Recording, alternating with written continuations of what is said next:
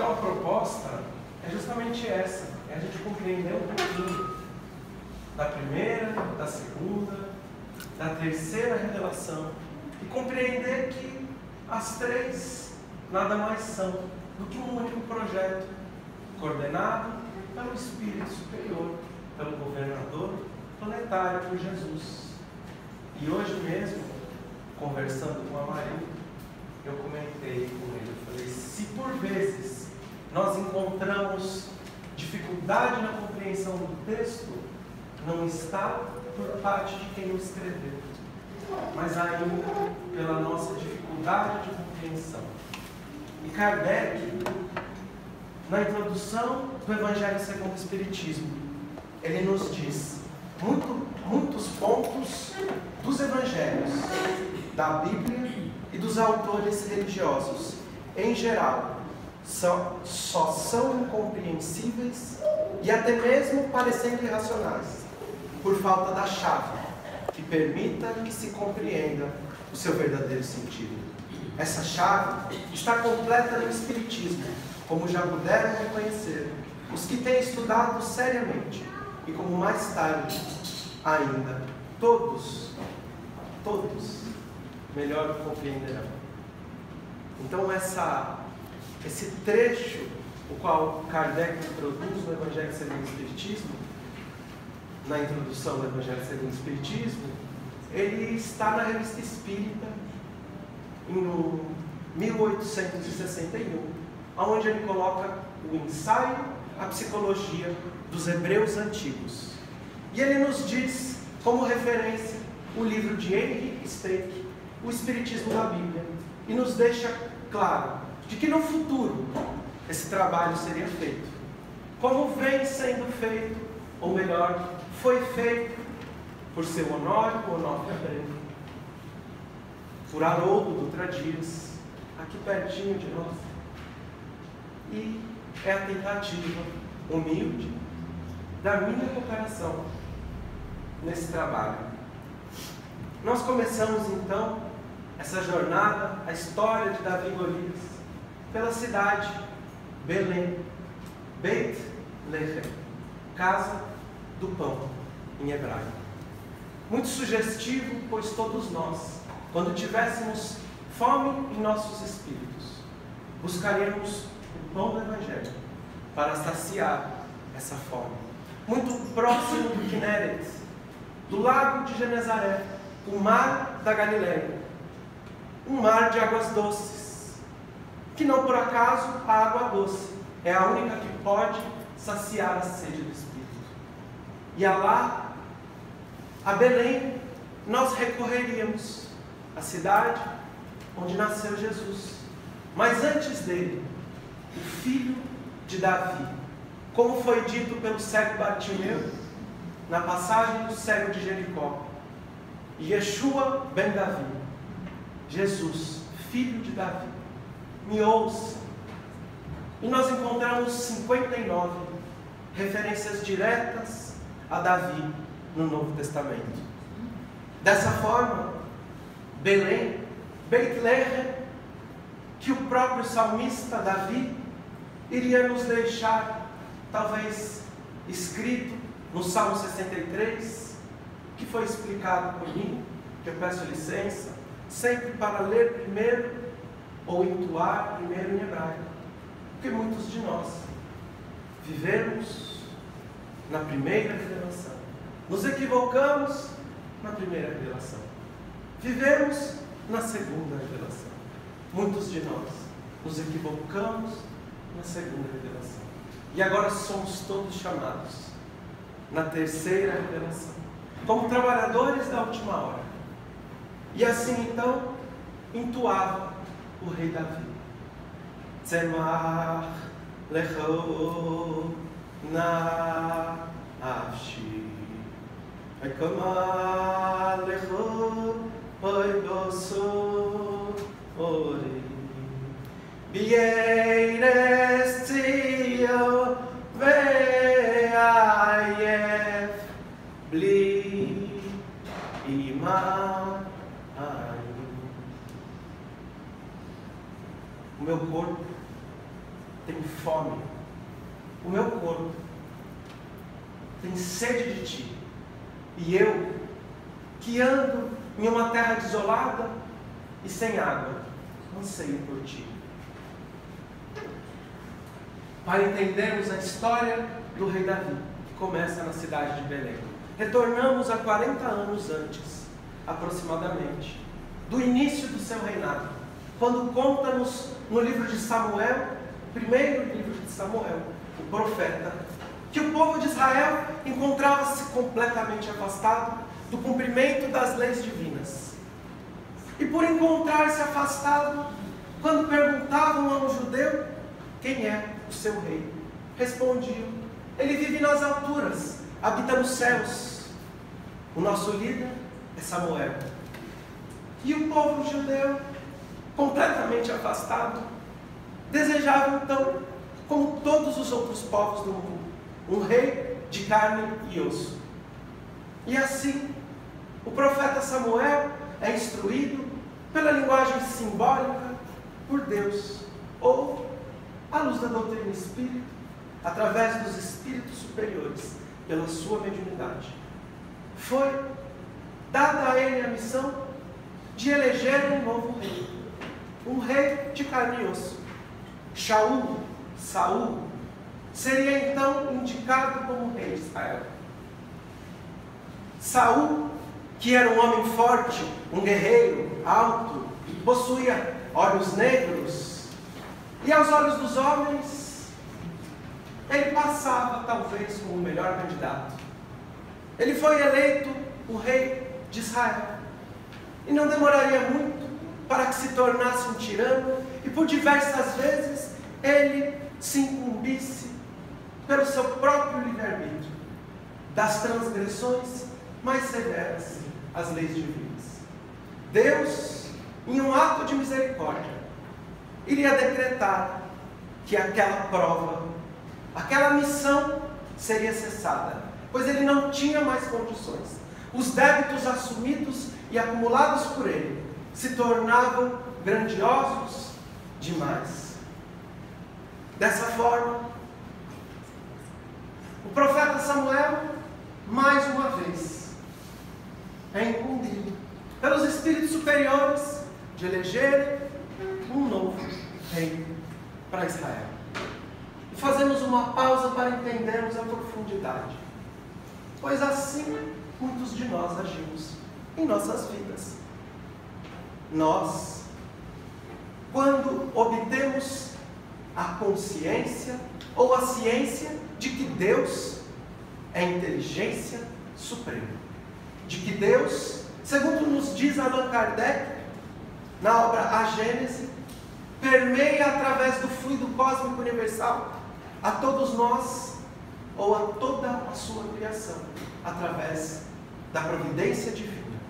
E quando estamos diante de provas, de expiações, de vicissitudes, das dificuldades do nosso dia a dia, nós nos desesperamos e trocamos as decisões ou o que nós mesmos melhor escolhemos na nossa programação reencarnatória para que pudéssemos viver naquela experiência os aprendizados, as necessidades de nossos espíritos. Daí então negamos toda a suprema inteligência de Deus, a onisciência, para que aquela prova, aquela expiação, aquela dificuldade se encaixe no nosso conhecimento ainda tão pequeno. E assim foi o que o povo de Israel viveu nessa primeira história, nessa primeira passagem. O povo de Israel abriu mão do Criador dos céus e da terra para que alguém pudesse reger a sua vida com carne e osso.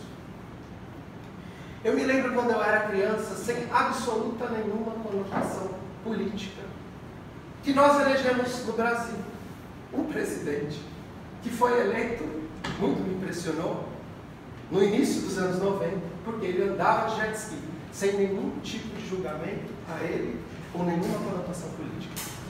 Mas isso muito me impressionou, eu era criança, E quando me perguntavam quem você vai votar, eu dizia o nome do candidato.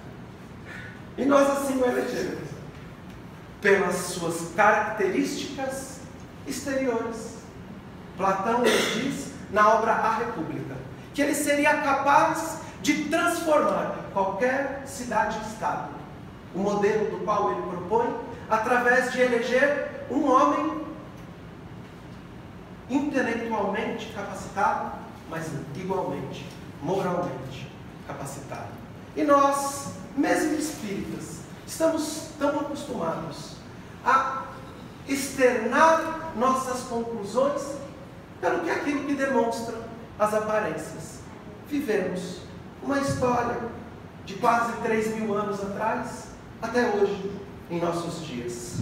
Mas, como nos diz o profeta Isaías, antes mesmo que me chame, eu, Deus, responderei. E enquanto estiverem falando, eu já terei ouvido. Já havia preparado para o povo de Israel um novo rei. Samuel então ouve, com sua mediunidade dos espíritos superiores, ele assim ouve: desça até a cidade de Belém, lá na casa de Ishai, na casa de Jessé. Entre os filhos dele haverá um homem que será o rei de Israel. Ele então desce até a cidade de Belém, mas com muito medo, pois como nós dissemos, Saul era um tirano. Todo aquele que se opusesse ao seu poder, ele enfrentaria, com talvez até mesmo a morte, como nos diz o texto por diversas vezes. Mas, há não muitos meses atrás, eu estive na Mansão do Caminho, fui ouvir Divaldo, fomos ouvir Divaldo, e naquela noite ele estaria recebendo Kailash, o Prêmio Nobel da Paz.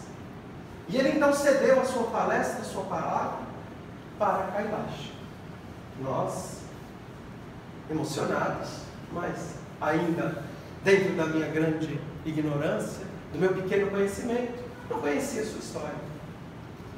E ouvimos, e ele nos contou que na Índia, onde ele nasceu, ele se formou engenheiro, mas havia colocado a vida dele com o propósito de servir através de libertar crianças da escravidão infantil. Ele então inicia escrevendo para um jornal, muda-se para um apartamento de apenas um cômodo, e um dia um homem vem à sua porta, lhe procurando e diz: minha filha, de 15 anos de idade, é escrava junto com mais 30 pessoas em uma fábrica de blocos. E agora eu tenho a notícia de que ela será vendida para prostituição. Eu peço a ti que me ajude. E ele então, Kailash, diz: amanhã nós partimos. Aluga ele um caminhão que cabiam 30 pessoas, uma máquina fotográfica. E o homem, o pai, lhe adverte: mas eles são bandidos, eles estão armados. Como pode ser que você, um homem, vai caminhar em direção a eles? E então, chegando lá, o dono da fábrica diz a ele que iria assassiná-lo, faz ameaças, mas ele diz: eu sou repórter, tenho pessoas que sabem que aqui estou, e se você não fizer algo, eu tenho certeza que você será preso. Ele então vai embora, ele coloca aquelas 30 pessoas, 30 jovens escravos no seu caminhão, e ele sai com o seu caminhão. No meio do caminho, param o caminhão, homens armados, levam aqueles 30 jovens, crianças, como escravos novamente, batem em Kailash, no pai, e nos outros que juntos se encontravam, e então joga a máquina em um penhasco, e então ele retorna para casa. Mas a providência divina, muito antes que nós venhamos a pedir, Deus já nos ouviu.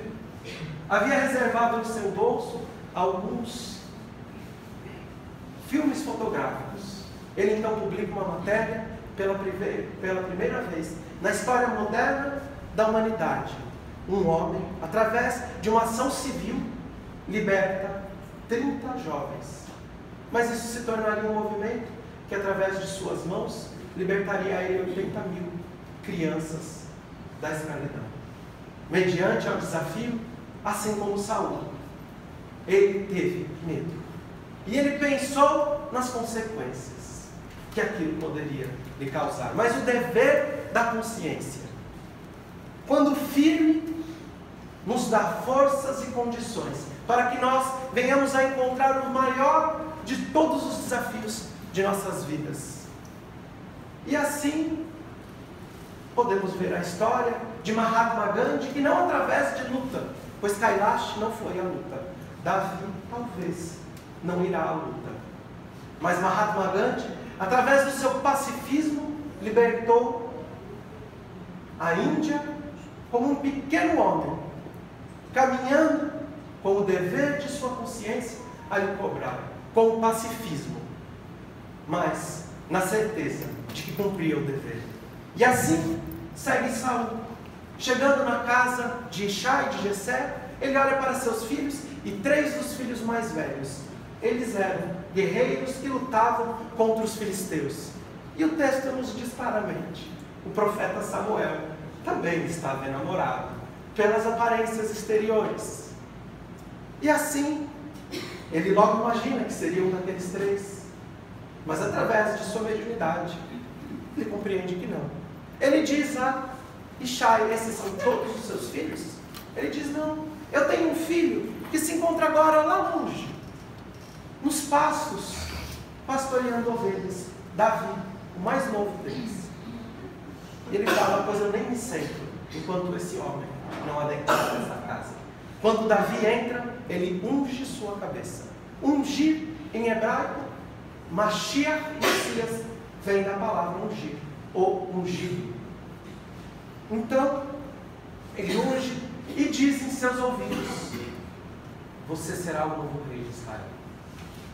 Assim como muitos de nós que não passamos pela eleição de síndico no prédio, Pedro Leopoldo nem tem muitos prédios, mas se alguém já viveu em um prédio que teve eleição de síndicos, vai compreender que Davi, quando percebe e recebe a proposta de que seria o rei, ele retorna aos campos para cumprir o seu dever, pastorear as ovelhas. Ele não faz com que o poder, com que o homem mais poderoso, que seria ele, afetasse a sua imagem, a sua condição psicológica, a sua vida. Ele apenas retorna aos campos. E ele então permanece nos campos por longos anos, pastoreando as ovelhas de seu pai. Dessa forma, dali a alguns anos, o rei Saul, ele estaria triste, extremamente triste, pois ele já sabia que o seu reinado estava prestes a acabar.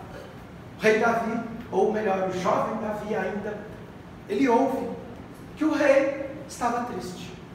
Ele entoava os cânticos, era músico, tocava a harpa. Ele então corre para Jerusalém, vai até o palácio de Shaul, e para consolá-lo, entoa os cânticos, os salmos, em forma de música, como bálsamos de cura para o seu sofrimento, trazendo o germe do que viria a ser: amar os vossos inimigos, pois ele seria um inimigo mortal de Saul quando descobrisse que ele seria o novo rei. E isso já nos traz outras reflexões para o nosso dia a dia, porque muitos de nós caminhamos até a casa espírita, dentro da igreja católica, falávamos dos Papa Hóstia, e nós temos os Papa Passe.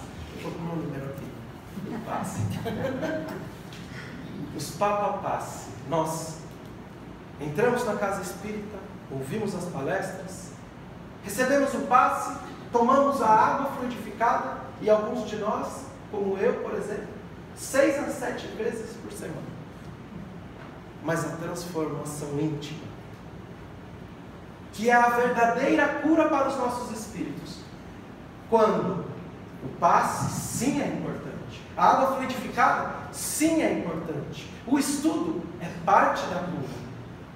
Mas a reforma íntima é o propósito. E se rei Saul perdesse ou ganhasse 1000 tronos, ele perderia os 1000. Pois o defeito, a dificuldade moral estava em seu caráter. E por mais que o ato de caridade, de amar aquele que seria o seu inimigo, de rei ou do jovem Davi, fizesse muito sentido e trouxesse toda a paz naqueles minutos para o seu espírito, ele apenas encontraria a paz verdadeira o dia que se transformasse. E assim, nós compreendemos, então, que o rei Davi retornaria mais uma vez aos campos. E quando nos campos, um belo dia, seu pai lhe chama, seu pai que estava velho, e diz assim: Davi, meu filho, eu não tenho mais força para caminhar até o fronte de guerra, aonde se encontram os filisteus, mas 3 de seus irmãos se encontram lá. Caminhe até o fronte de batalha e lá traga notícias de seus irmãos. Assim então caminha o rei Davi. Chegando lá, ele ouve os gritos de guerra no vale de Elá, um vale onde nós temos uma terra acima, como geograficamente definimos um vale, acima de uma planície, por cerca de 2 quilômetros, e uma outra montanha ou um outro planalto. De um lado, o povo de Israel, de outro lado, os filisteus. E lá então gritavam os gritos de guerra, todos os exércitos. E ele, quando chega, pergunta o que acontecia. E então disseram a ele: 39 dias, hoje, o dia número 40. Vem Golias, um gigante, desafiar o exército de Israel. E ele propõe que, ao invés dos exércitos se degladiarem, apenas um homem poderia batalhar com um único homem, aquele que aceitasse o desafio. E o exército, ou melhor, o homem que assim ganhasse, seria o reinado vitorioso. Ele então olha que ninguém se manifesta, e ele diz: pois eu vou. Mas você, um pastor de ovelhas? Seu irmão lhe diz: ele nasceu nos frontes de batalha.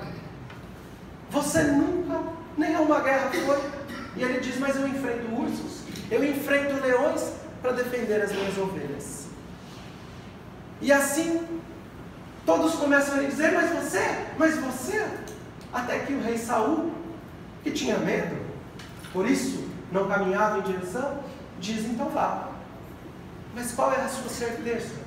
A minha certeza é que eu sirvo ao Deus único, ao Criador dos céus e da terra, e não entendo o medo de todo um exército, de caminhar contra aqueles que adoram deuses, com D minúsculo. E então, nós refletimos alguns aspectos. Na passagem do cego de Jericó, quando grita rei, quando grita Yeshua ben Davi, Jesus, filho de Davi, uma multidão gritava junto com o cego Bartimeu. Mas naquele momento, apenas o cego Bartimeu ouviu. A representação dessa multidão, que traz uma série de desculpas e uma série de condições para que ele não enfrentasse a guerra, é a mesma da multidão do cego Bartimeu. São as nossas múltiplas personas, segundo Platão, são as nossas múltiplas existências se manifestando em nossas imperfeições morais, dizendo que aquela dificuldade que hoje se encontra no nosso caminho são as dificuldades das quais nós caímos no passado, e por isso hoje ela se encontra como um grande desafio. Mas se nós obtivermos fé no Deus único, no Criador dos céus e da terra, encontramos toda a força necessária para se encaminhar ao desafio. Como Espiritismo é ciência, filosofia e religião, ciência não poderia nos faltar. Parecia uma batalha impossível de se ganhar. Um jovem menino contra um guerreiro profissional, um gigante. Gigantismo, na maior parte das vezes, ele tem efeito da hipertrofia da hipófise, a glândula que libera o hormônio do crescimento. Mas quando existe a hipertrofia, na maior parte dos casos, existe uma pressão do nervo óptico. E o nervo óptico pressionado causa dificuldade de visão. Então, provavelmente, Golias não enxergava bem. E o texto assim vai nos embasar como uma hipótese esse acontecimento.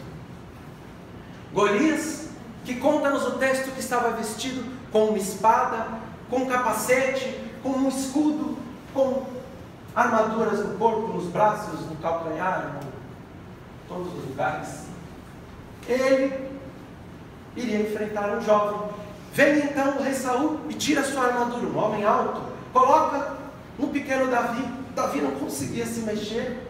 E ele diz: não, no meu dia a dia, o que me preparou a esse combate, a esse desafio, foi a minha vida. E nos campos contra os leões, contra os ursos, eu apenas uso o meu estilingue. E ele tira todas as suas armas. Que no livro In the Footsteps of King David, Nos Passos de Rei Davi, um livro de arqueologia que nos traz as comprovações históricas das cidades onde ocorreram, a comprovação histórica da existência de um rei, da casa de Davi, e que nos traz a explicação de que aquele estilingue era uma arma de artilharia, onde com um pedaço de couro ele girava e lançava uma pedra a centenas de quilômetros por hora. Mas, a essa altura, eu preciso de acabar com alguns sonhos para aqueles que vieram e que por algum segundo imaginaram que a batalha foi entre dois homens. Nós estamos falando da batalha que ocorreu provavelmente com todos nós, no dia de hoje, no dia de ontem, por todos os momentos. A batalha que ocorre dentro de nossos corpos, onde os filisteus representam a materialidade, onde representam as paixões humanas, e rei Davi representa a nossa consciência, arbitrando pelo nosso livre-arbítrio para que nós possamos vencer os desafios de nossa encarnação. Mas 40 dias, eu expliquei 39 dias. Por que 39? E aquele era o 40º. O porquê? 40 dias permaneceu Jesus no deserto. 40 anos, o povo judeu no deserto. 40 dias e 40 noites. O dilúvio de Noé. E 40, e 40, e sempre 40. O povo judeu não sabe contar. Coloca 40. Mas, dentro do simbolismo judaico, 40 é o prazo do qual nós nos preparamos para uma prova, para uma expiação, para uma missão. E todos nós passamos os 40 semanas no ventre da mãe, antes de reencarnar. Assim, 40 foi o tempo que foi preparado e desafiado todo o povo de Israel, ou a fé de Davi, para que ele chegasse naquele momento. Mas, agora eu vou entrar um pouco mais a fundo no texto, mas eu espero que, se estiver ainda compreensível, eu imagino que sim, que continue compreensível. No versículo 42, vai ser narrada o início dessa história. E olhando o filisteu, e vendo Davi, o desprezou. Portanto, o moço era ruivo e de gentil aspecto. Então o mal, ou melhor, a materialidade, desafia o bem. E quando talvez Chico andava ainda pequenininho por essas ruas, muitos riram. A materialidade desafiava os seus propósitos, mesmo com um gentil aspecto, que eu tenho certeza que ele sempre caminhou com ele. E dessa forma, disse, pois, o filisteu a Davi: sou eu um cão, por acaso, para tu vires com paus? Lembra que eu comentei que aqueles que são acometidos pelo gigantismo não enxergam tão bem. Ele olhava em suas mãos e via paus, e não uma arma de artilharia. O gigante, Golias, estava pronto para uma batalha corpo a corpo, e Davi para uma batalha à distância. Aos olhos dos homens que enamorou ou teceu todo o princípio dessa história, os aspectos exteriores pareciam ser os corretos. Mas mais uma vez, Davi, que esse sim enxergava, pelo menos nesses dias, pois ele foi um missionário, homem, como todos nós, passivo de erros, e cometeu seus equívocos. Mas ele não se enamorou pelos aspectos externos, apenas se embasou na sua própria fé e seguiu. E o filisteu, pelos seus deuses com D minúsculo, amaldiçoou Davi. Disse mais o filisteu a Davi: venha a mim, e darei a tua carne às aves do céu e às bestas do campo. E aqui nós fazemos uma pausa importante e pedimos o auxílio da mediunidade de Francisco Cândido Xavier na obra Em um Mundo Maior, capítulo 4, a casa mental de Calderaro. Pois darei a tua carne às aves do céu e às bestas do campo. A mesma expressão que é utilizada pelo profeta Daniel quando Nabucodonosor, que nós temos o livro aqui, eu vi hoje pela manhã, pela tarde, Semíramis, de Camilo Chaves, onde conta a sua história. Quando nesse livro, ou no livro do profeta Daniel, conta-nos que ele teve um sonho, e nesse sonho alimentava ele as aves do campo, as bestas do campo. E então o que significa isso? Calderaro, na casa mental, ele nos explica que nós possuímos 3 andares. A casa mental do homem possui 3 andares. O primeiro andar, a sede dos hábitos, dos instintos, tudo aquilo que realizamos sem raciocinar. Por exemplo, estamos piscando, alguns não estão piscando há algum tempo, mas estamos piscando sem raciocinar. Agimos pelos nossos instintos, que não são presentes divinos, mas conquistas, segundo André Luiz, no livro No Mundo Maior, onde nos explica que de ser unicelular até o primeiro estado de homem de Neandertal, o primeiro estado pelo qual nós nos erguemos na evolução das espécies humanas, nós demoramos 1,5 bilhões de anos.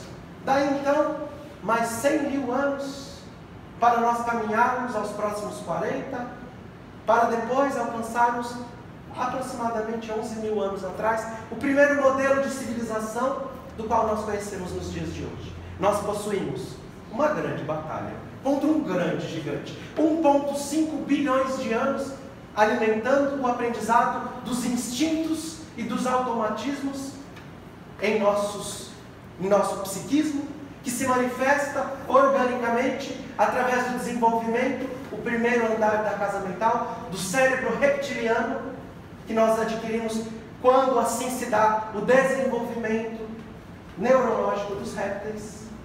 Posteriormente, segundo andar da casa mental, sede dos hábitos, onde construímos o amanhã, hoje, o agora. Cérebro límbico, desenvolvido nos mamíferos já. E por último, o neocórtex, ou o terceiro andar da casa mental, que nos traz uma referência clara.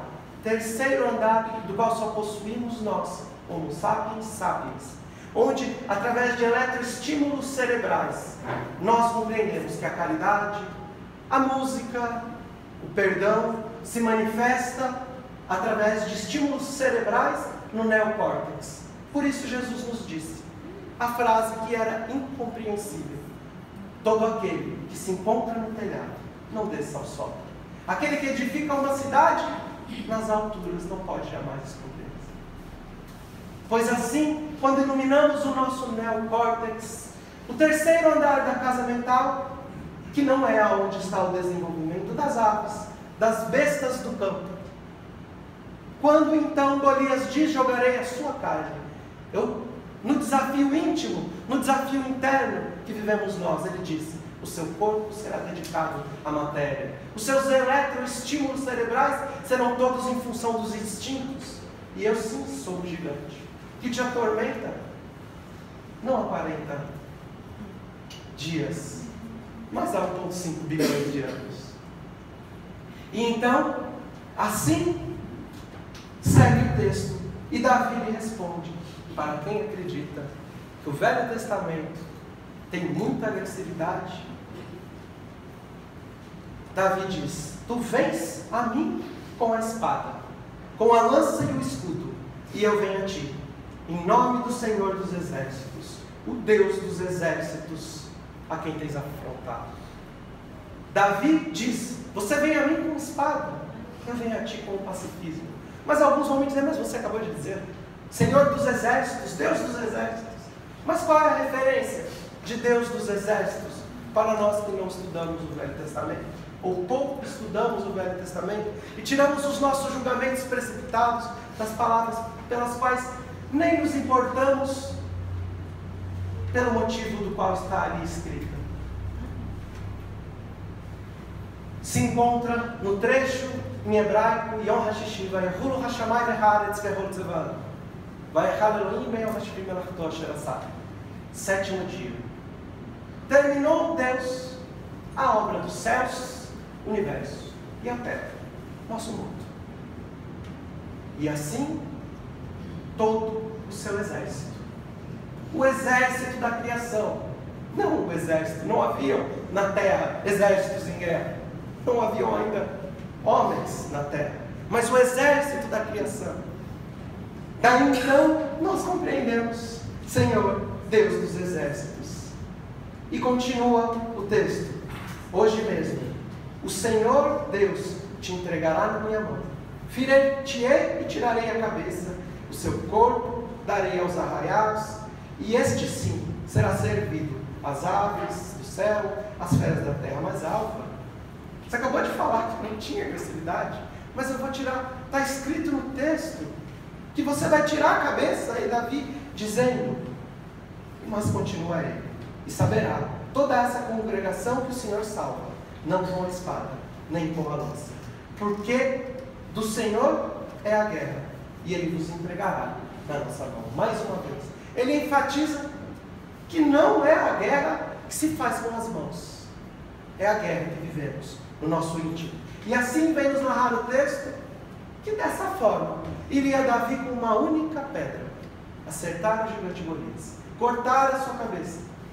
Mas cortar a sua cabeça também tem um significado importante, que não é o da agressividade, mas é que todos nós, como nos diz Emmanuel, quando caímos, caímos sorrindo.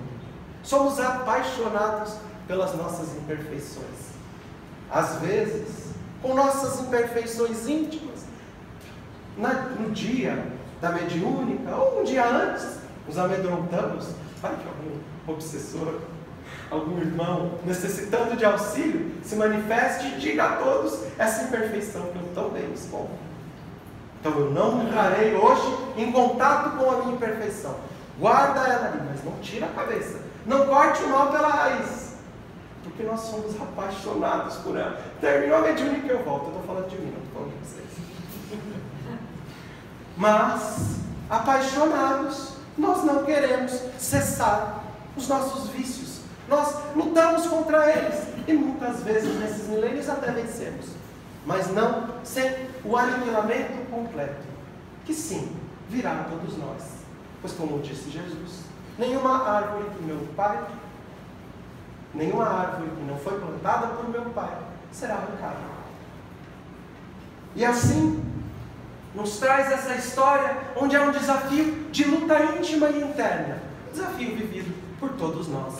Mas para quem ainda não está convencido de que a história está falando de nós mesmos, Emmanuel, no capítulo 3 do livro A Caminho da Luz, nos diz sobre as reminiscências das raças adâmicas. Reminiscências, vagas lembranças. No português simples, para Platão, lembranças de verdades vividas. Ou seja, lembranças de outras encarnações. Então, narra-nos um texto tão antigo quanto o texto de Davi e Golias, o Bhagavad Gita, o livro dos indianos, uma das raças adâmicas, nos traz uma história que depois é recontada no Mahabharata, um dos livros mais importantes, igualmente, da cultura indiana. E eles lá contam sobre Pandavas e Kauravas, dois povos irmãos, que brigavam pela posse de onde hoje é o Vale do Índico, se eu não me engano, onde é o atual Paquistão, onde se encontram as escavações das raças adâmicas tão antigas e tão grandiosas quanto do Egito antigo. E lá, nessa região, Pandavas e Kauravas iriam se enfrentar, e dessa forma, um dos filhos, o príncipe, se encaminha na carruagem, e quando vê aqueles exércitos que iriam se defrontar, ele questiona o porquê daquela guerra. Krishna, que era o cocheiro de sua carruagem, se manifesta e diz: eu sou Krishna. O que vem nos dizer Emmanuel, como os devas, ou os espíritos crísticos, co-criadores em plano maior, como nos diz André Luiz, em Evolução em Dois Mundos, co-criadores em plano maior. Vem os devas, Krishna diz: eu criei o sol. Nós compreendemos que é essa referência de Emmanuel, não que ele seja Cristo ou nada disso, apenas uma referência. E dessa forma, ele diz: todos os astros param nesse momento para observar essa batalha. E todos os espíritos amigos param nesse momento e em todos os desafios de nossas vidas. Pois não importa o que você tenha feito, não importa quem você é, não importa o que você fez ou de onde você vem, mas todos nós estamos a caminho da luz. E a cada uma dessas batalhas travadas a todos os instantes, quando os nossos instintos pujam sobre o raciocínio, sobre o intelecto, como nos diz Emmanuel no livro Pensamento e Vida, que tem a capacidade de fazer com que os nossos instintos sejam controlados nessas batalhas diárias, que nos geraram os vícios milenares. Todos os nossos amigos espirituais param e pedem por nós que tenhamos a mola propulsora do desenvolvimento espiritual à vontade, que com mínimos esforços, segundo nos dizem os espíritos superiores, são capazes de fazer vencermos as maiores batalhas de nossas vidas. Nas vicissitudes, nas dificuldades, tudo que os espíritos superiores nos pedem. Olhem para o Rei, Criador dos céus e da terra, e não para a sua pequena compreensão. Desenvolva a fé raciocinada para melhor compreender.